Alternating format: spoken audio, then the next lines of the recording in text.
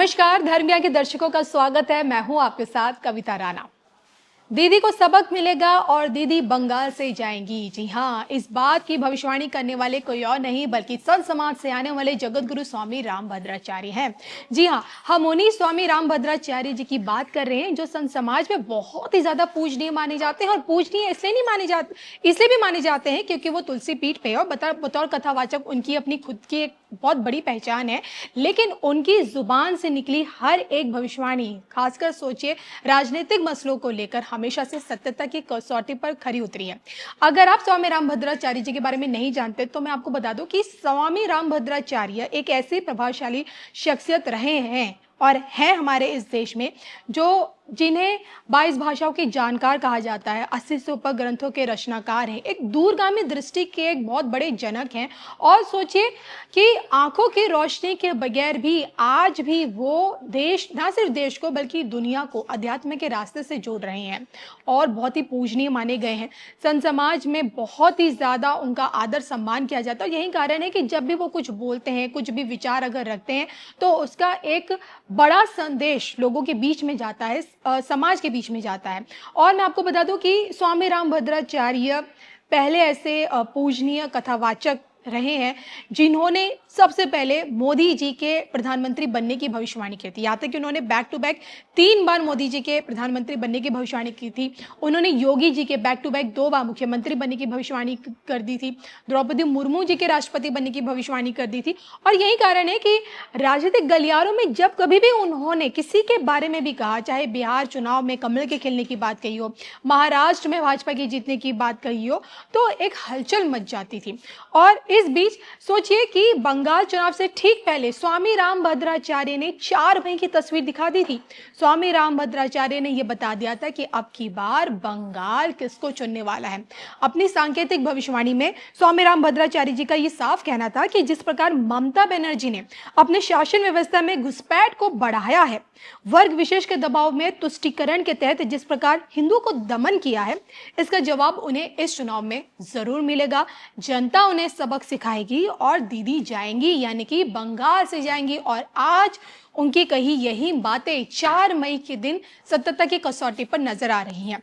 और आज 4 मई को जब रिजल्ट सामने आ रहा है तो उसमें दीदी बंगाल से जाती हुई नजर आ रही है। क्योंकि मैं आपको बता दूं, अब तक की देखिए सुबह के 8 बजे से वोटों की गिनती शुरू हो चुकी है और जैसे जैसे वोटों का पिटारा खुल रहा है वैसे वैसे पूरा का पूरा पश्चिम बंगाल भगवामय होता हुआ नजर आ रहा है। क्योंकि इस वक्त 130 सीटों पर बीजेपी ने बढ़त बनाई हुई है, तो वहीं ममता दीदी की टीएमसी पार्टी 100 सीटों पर अटकी हुई है। सोचिए, ममता दीदी खुद अपनी ही सीट से, भवानीपुर सीट से हारती हुई नजर आ रही है, तो वहीं नंदीग्राम और भवानीपुर दोनों सीट से शुभेंदु अधिकारी वो जीतते हुए, यानी कि उन्होंने सीटों पर लीड बढ़त बनाई हुई है। और यही कारण है कि अगर एक तरफ टीएमसी खेमे में कहीं ना कहीं सुगबुगाहट है, दुगदुगी है, एक कहीं ना कहीं एक खामोशी पसरी हुई है, तो वहीं जैसे जैसे समय बीतता जा रहा है भाजपा के जितने भी कार्यकर्ता है, जो बीजेपी खेमा है, वो कहीं ना कहीं खुशी से झूमता हुआ नजर आ रहा है। वहां पे एक अलग ही हलचल देखने को मिल रही है।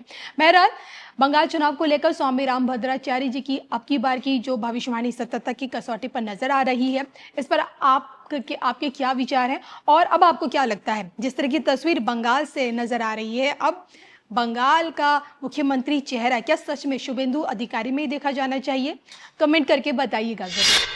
साथियों, पश्चिम बंगाल का ये चुनाव बंगाल के साथ साथ पूरे पूर्वी भारत का, हिंदुस्तान के पूर्वी हिस्से का, पूर्वी भारत का भाग्य बदलने का भी चुनाव है। अतीत में जब भारत समृद्ध था तब उसके 3 मजबूत स्तंभ थे, अंग, बंग और कलिंग। अंग यानी बिहार, बंग यानी बंगाल और कंग यानी कलिंग यानी ओडिशा। ये तीनों स्तंभ कमजोर हुए तो भारत के सामर्थ्य को भी झटका लगा। साथियों, आज भारत जब विकसित होने के लक्ष्य के साथ आगे बढ़ रहा है, तो अंग, बंग और कलिंग का मजबूत होना बहुत जरूरी है। भारत का भाग्योदय पूर्वोदय के बिना अधूरा है और भारत के भाग्योदय की सबसे बड़ी ताकत पूर्वोदय का भाग्योदय है। और इसलिए भारत का भाग्योदय और पूर्वोदय दोनों एक दूसरे की पूरक शक्ति है। और इसलिए मैं 2013 से प्रधानमंत्री बनने से पहले से इस बात को पूरे कमिटमेंट के साथ कह रहा हूं कि जब पूर्वी भारत आगे बढ़ेगा, पूर्व का उदय होगा, तो देश आगे बढ़ेगा।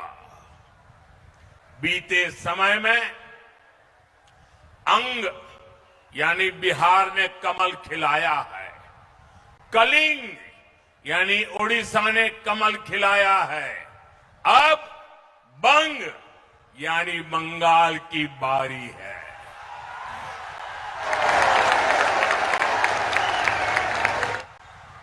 और यहां जो माहौल मैं देख रहा हूं, इस बार बंगाल में भी कमल खिलना तय है।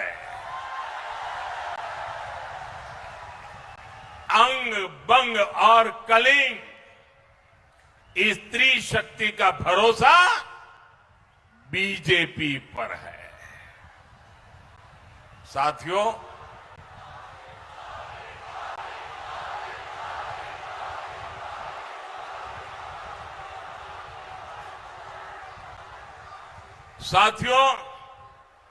यही बंगाल, यही प्रेसिडेंसी रीजन है जिसने जनसंघ को राजनीतिक आधार दिया था। बंगाल ने डॉक्टर श्यामा प्रसाद मुखर्जी को सांसद चुना था और उनकी प्रेरणा बीजेपी का संकल्प बन गई। जम्मू कश्मीर से आर्टिकल 370 हटाकर हमने डॉक्टर मुखर्जी का एक संकल्प पूरा किया है। अब हमारे सामने डॉक्टर मुखर्जी का एक और संकल्प है। वो संकल्प है बंगाल की समृद्धि और शरणार्थियों की समस्याओं का पूरा पूरा समाधान। और बंगाल में बनने जा रही बीजेपी सरकार डॉक्टर मुखर्जी के उनके इस संकल्प को पूरा करके दिखाएगी।